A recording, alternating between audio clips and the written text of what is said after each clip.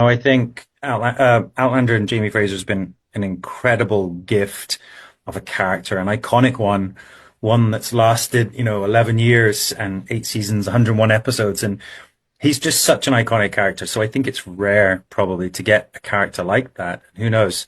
It might be a once in a lifetime thing because he's just an amazing character and to have the book series behind it. But yeah, the appeal for the couple next door was this morally ambiguous character who, on the surface is a bit of an alpha male, but yeah, deep down there's some goodness to him despite his bad choices. Yeah, I mean, I don't love or hate. It's just a part of the story, I suppose. But certainly, I guess my time on Outlander has given me a lot of education or experience in how to deal with that. And then I was really lucky to bring our intimacy coordinator with me. Vanessa Kofi was amazing and just helped us because, we were on a very different kind of production, in Belgium. They hadn't really dealt with those kind of scenes before or were unversed into sort of the protocol of it. And, yeah, she was really helpful in helping us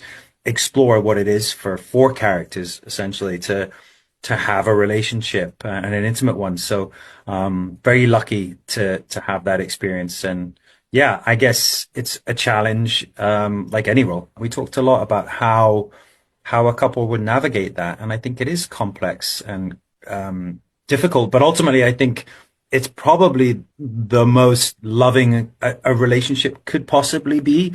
The fact that they would allow each other to seek pleasure.